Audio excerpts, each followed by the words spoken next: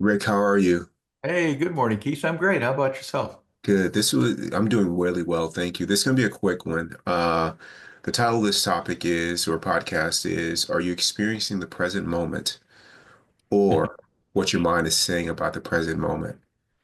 And I find that anytime I am not, you know, experiencing joy, um, connection to other people, uh, seeing, not able to see beyond what may be unfolding that's not to my liking or whatever the case may be. I find that when I'm not doing those things, I am experiencing what my mind is saying about the moment.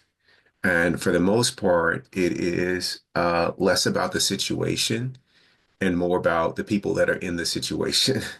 And it can be both. But I found that to be a recipe for me being disconnected and suffering.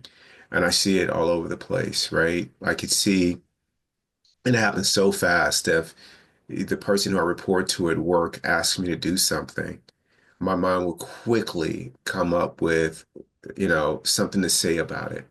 And instead of just being present to, I've been asked to serve, and let me figure out the best way to do that. That's when I'm like doing it. And I've had to really work on exactly that, Rick.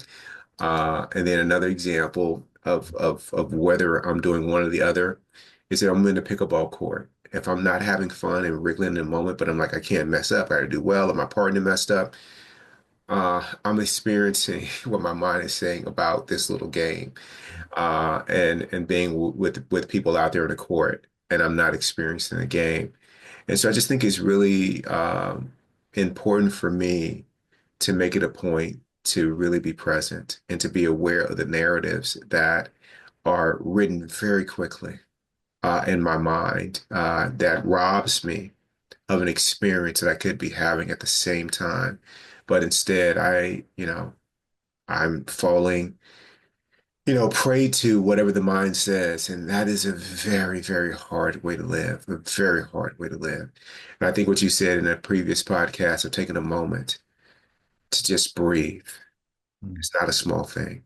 It allows you to really connect to the present moment.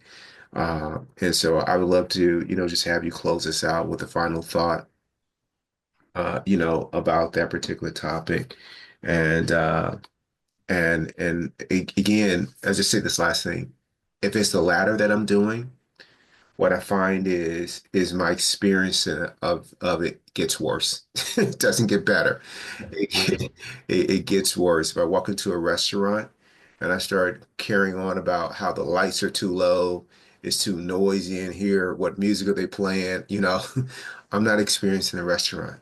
That's been there long before I even walk through the door. Now it's got to be exactly the way I need it to be, and I lose sight of it, So that's a hard way to live, and it's often an unconscious way to live. So close us out with the final thought on that subject, Rick.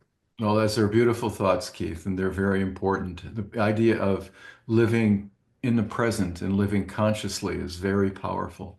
I think the way to practice mindful awareness is to just be aware without judging, Yeah.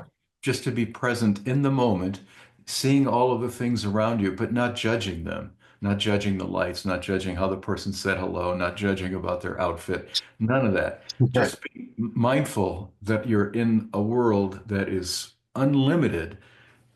Be grateful for that. And I try to apply the non-judging rule all Yeah. the time because I'm a big judger and I hate that about myself. Yeah. Yeah. Yeah. Well, thank you so much, Rick. I really appreciate it. But yeah, just be present, right? And leave the judging. Leave Doesn't it. do you any good. Didn't do you any good, Rick. I love you. Thank you. I love you, Keith. Adios, man. Adios.